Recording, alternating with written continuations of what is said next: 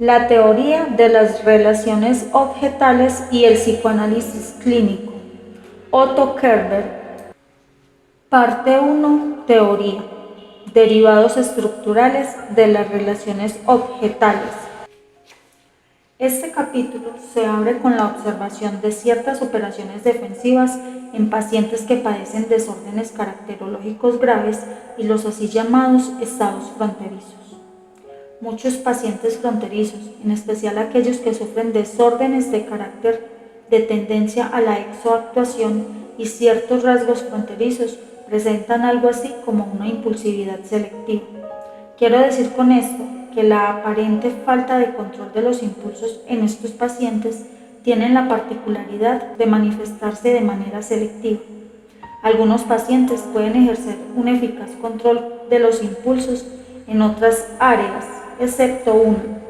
Y en esa área, más que una falta de control, hay una activación de manifestaciones contradictorias tan acentuada que el observador llega a sentir que toda la vida psíquica del paciente se halla, por así decir, como dividida en departamentos o departamentalizada. Por ejemplo, un paciente variaba constantemente estos graves temores relacionados con la actividad sexual y una conducta sexual impulsiva, siendo cada uno de estos estados temporalmente sintónicos con su yo durante sus respectivas apariciones. Otro paciente parecía algunas veces estar mintiendo impulsivamente, mientras otras daba la impresión de sentirse culpable o avergonzado de sus mentiras. Insistía en que las mentiras ya no representaban un problema para él y acusaba airadamente de mentirosas a otras personas, el terapeuta. Lo más llamativo era la completa separación entre los momentos de mentira impulsivos y los momentos en que el paciente recordaba esas mentiras pero no se sentía emocionalmente involucrado en ellas. Por el contrario, se mostraba firmemente convencido de que la mentira no era o había dejado de ser parte de su realidad psíquica. Este paciente ejercía un eficaz control de los impulsos en otros aspectos de su vida y por fin se hizo evidente que tanto los episodios de mentira como los de antimentira constituían manifestaciones psíquicas de un único patrón caracterológico rígido y global. En términos más generales, en estos pacientes se expresaban alternadamente facetas complementarias de un conflicto, tales como la exoactuación de un impulso en sus ocasiones y en otras las defensas caracterológicas específicas o las relaciones contrafóbicas contra ese impulso. Los pacientes eran conscientes de la acentuada contradicción de su conducta, a pesar de lo cual alternaban entre impulsos opuestos, negando débilmente las significaciones de esta contradicción y mostrando lo que parecía ser una llamativa despreocupación por la departamentalización de su mente. Debemos señalar que estas observaciones no parecen corresponder a las operaciones defensivas denominadas aislamiento y negación. En el aislamiento es el afecto específico lo que se mantiene separado de la representación ideacional del impulso. Este y su representación adicional no aparecen en la conciencia al mismo tiempo. Por el contrario, en pacientes como los mencionados hay un completo y simultáneo reconocimiento del impulso y de su representación ideacional en el yo. La completa separación ocurre en cambio entre manifestaciones psíquicas completas en las que intervienen el afecto, el contenido ideacional y manifestaciones subjetivas y de conducta. En la negación existe una tendencia a eliminar la conciencia una parte de la realidad externa o de la realidad subjetiva que parece estar en contradicción con aquello que la función sintética del yo determina, que es un sintónico con el yo. Por el contrario, en los pacientes mencionados existe lo que podríamos llamar una mutua negación de sectores independientes de la vida psíquica. Podríamos hablar en realidad de una alternancia de estados yoicos, entendiéndose por estados yoicos aquellas manifestaciones psíquicas departamentalizadas, repetitivas y temporalmente sintónicas con el yo. No cabe duda de que tal fenómeno refleja una debilidad del yo, si bien se presenta también como una estructura sumamente rígida. Ello me llevó a completar la posibilidad de que la actividad alternante de estados yoicos contradictorios tradujera una organización defensiva específica, quizá característica de los pacientes fronterizos. A este respecto son de especial interés los comentarios de Freud acerca de la disociación del yo con fines de defensa y el análisis de la excisión realizado por Feuerbach, quien la considera una operación defensiva fundamental y característica de las personalidades esquizoides. En su trabajo, La excisión del yo en el proceso de defensa, Freud menciona el caso de un niño que resolvía su conflicto exactuando de manera alternada reacciones opuestas que representaban por una parte su reconocimiento y consideración de la realidad y por la otra su renuencia a aceptar esa realidad.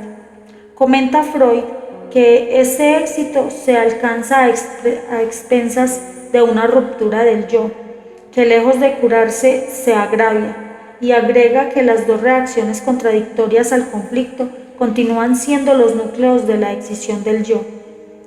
En esquema del psicoanálisis, Freud afirma que la excisión del yo es, por cierto, un fenómeno general en la psicosis y en otros estados psicopatológicos, entre los cuales menciona al fetichismo. Define la excisión como la coexistencia a lo largo de la vida de dos disposiciones contradictorias del todo conscientes que no se influyen recíprocamente. En un segundo paso, observé que cada uno de estos estados escindidos del yo, recíprocamente inaceptables, representaban una específica disposición transferencial del paciente no poco llamativa. Era como si cada uno representaran un paradigma transferencial completo, una reacción transferencial regresiva altamente desarrollada que representa la activación en la transferencia de una específica relación objetal internalizada. Supuse que estos fenómenos aparecen con notable regularidad y que la diferencia entre una organización típicamente neurótica de la personalidad y una de tipo fronterizo podría ser expresada más o menos en los siguientes términos. En los pacientes neuróticos, el desarrollo de las relaciones objetales internalizadas en la transferencia tiene lugar gradualmente, a medida que se desarrolla la regresión y que la autonomía secundaria de la estructura caracterológica se diluye en pautas transferenciales actualizadas. Por ejemplo, las estructuras superyoicas despersonificadas se cristalizan poco a poco en específicos objetos parentales internalizados.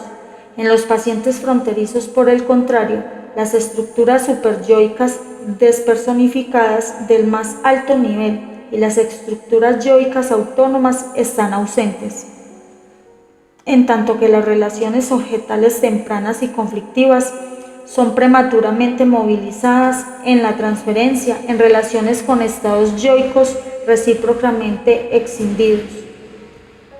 Las caóticas manifestaciones transferenciales típicas de los pacientes fronterizos podrían ser vistas como la activación oscilante de estos estados yoicos, que representarían relaciones objetales internalizadas, no metabolizadas.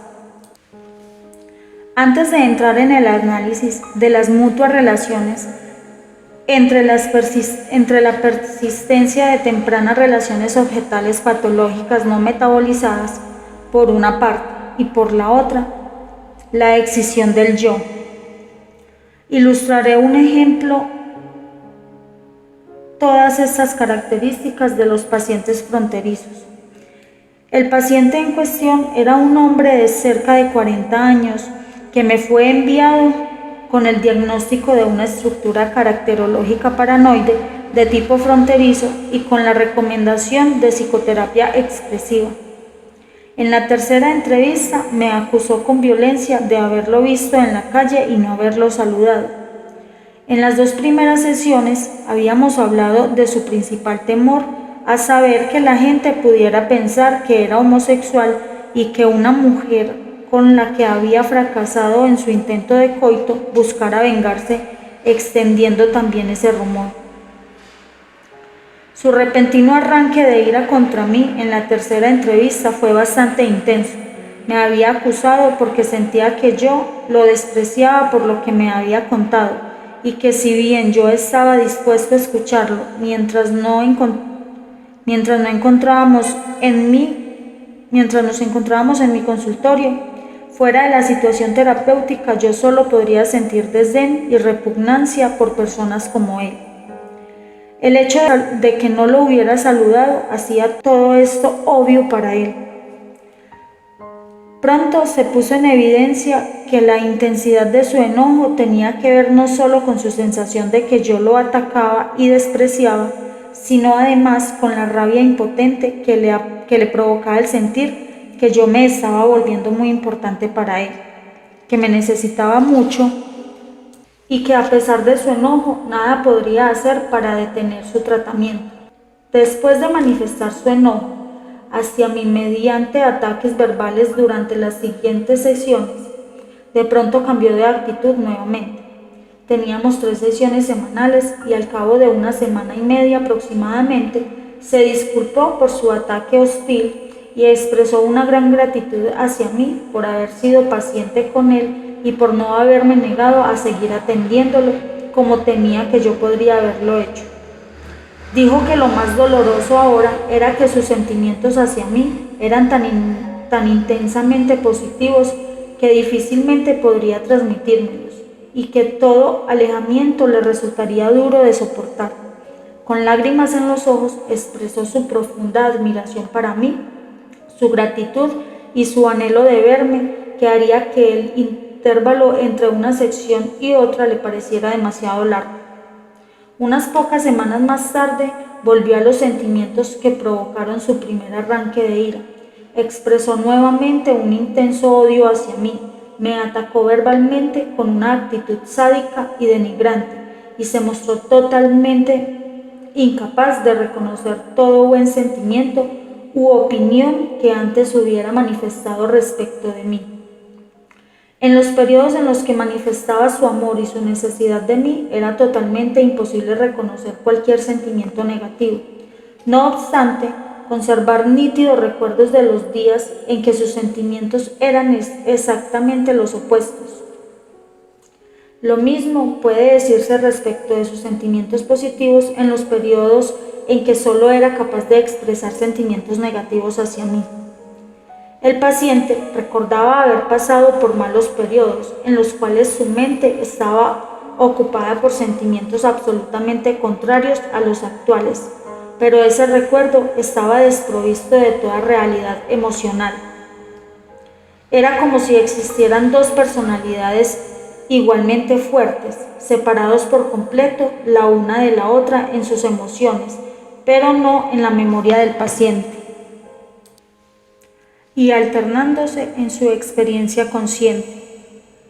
Es esta sucesiva actuación de estados yoicos contradictorios lo que en mi opinión representa un típico ejemplo de escisión del yo.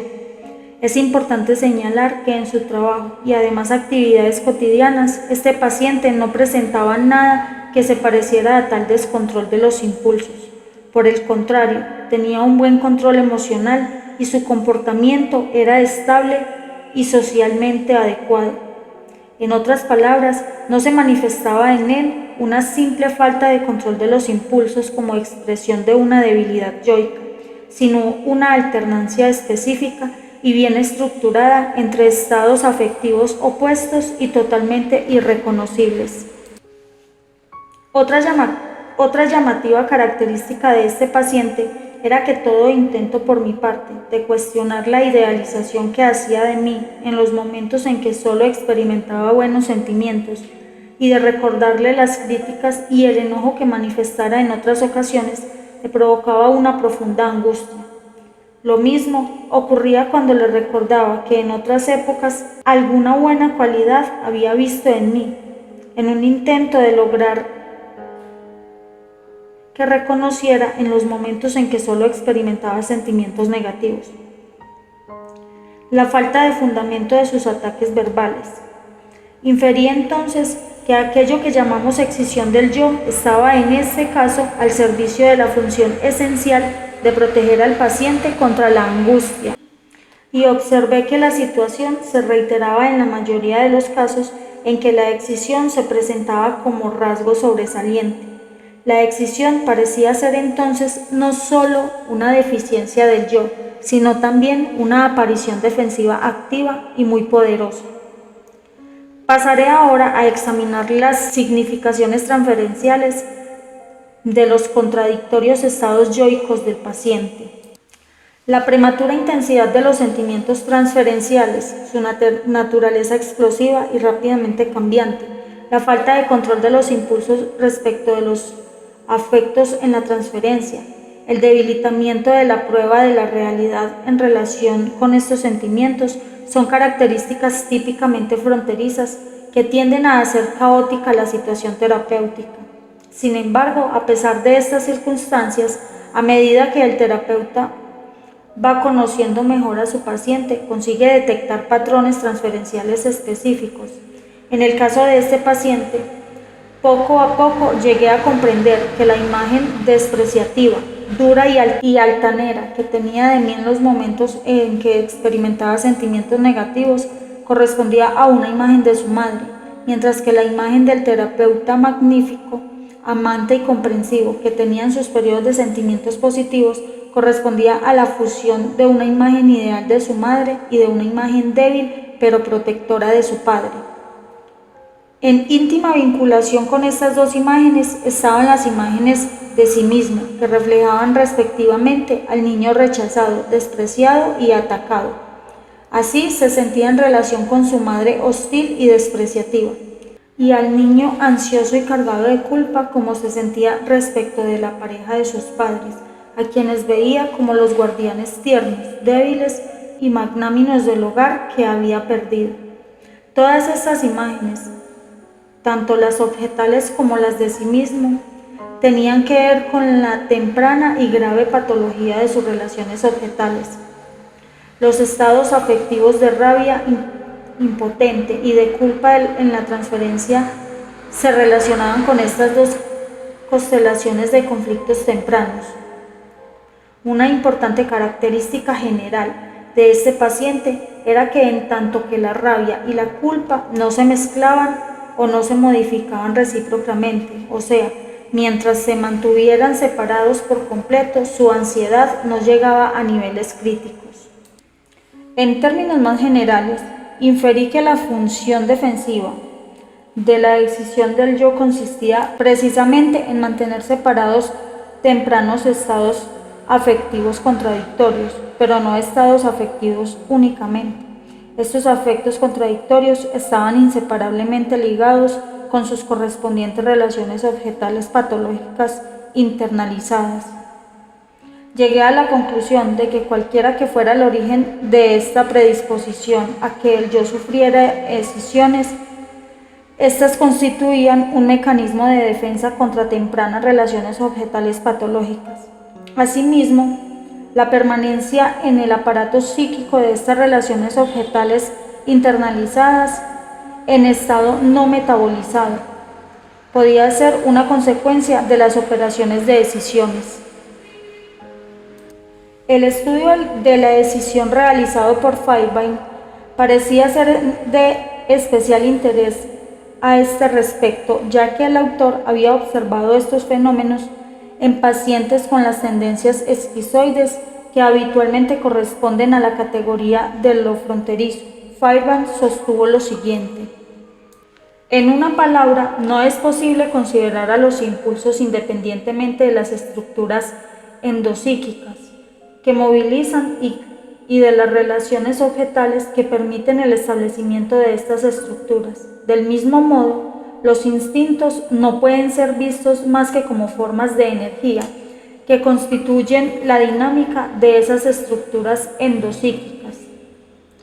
Al resumir las formulaciones por Fairbairn, Sutherland afirma que esa excisión refleja la división del yo primitivo en estructuras, cada una de las cuales contiene a. una parte del yo, b. el objeto que caracteriza a los vínculos en cuestión y c. los afectos de este último. Si bien los pasajes siguientes revelan algunas diferencias importantes entre las formulaciones de Feynman y las mías, sus hallazgos son un campo propicio para el modelo de internalización de relaciones objetales que sugiere. Mi próximo paso fue indagar el origen de la escisión, la predisposición del yo a este mecanismo de defensa, la relación de la escisión con otras operaciones defensivas, en especial con la represión, y por último, la relación entre los estados de escisión yoica y los mecanismos más generales de introyección e identificación. Mi hipótesis fue que estos estados yoicos no metabolizados, con un componente formado por una imagen propia y otro componente formado por una imagen objetal, ligados ambos por un afecto temprano, eran remanentes de introyecciones tempranas normales, patológicamente fijados. A continuación, intentaré describir un modelo que vincula los mecanismos de internalización de relaciones objetales por una parte y por la otra, las vicisitudes de los derivados de los impulsos instintivos y de la formación del yo. En pocas palabras, mis principales propuestas son las siguientes. 1. Las introyecciones. Las identificaciones y la identidad del yo son tres niveles del proceso de internalización de las relaciones objetales que están abarcados por la denominación global de sistemas de identificación. Todos estos procesos de internalización producen precipitados psíquicos o estructuras que recibirán la misma denominación que el respectivo mecanismo. Así, por ejemplo, por introyección se entenderá a la vez un proceso del aparato psíquico y la estructura resultante de ese proceso. 2. Todos estos procesos de internalización constan de tres componentes básicos. A. Imágenes objetales o representaciones objetales. B. Imágenes o representaciones del mismo. Y C. Derivados o disposiciones instintivas a determinados estados afectivos. 3. La organización de los sistemas de identificación se inicia en un nivel básico de funcionamiento yoico, en el cual la excisión es el mecanismo esencial de la organización defensiva del yo. Se alcanza después de un segundo nivel, más avanzado, de la organización defensiva del yo, y cuyo mecanismo principal no es ya la excisión, sino la represión. 4. El grado de integración y desarrollo yoico y superyoico depende de la medida en que la represión y sus mecanismos afines hayan llegado a reemplazar la excisión y sus mecanismos afines. Para un próximo audio tendremos el capítulo Revisión de la bibliografía pertinente.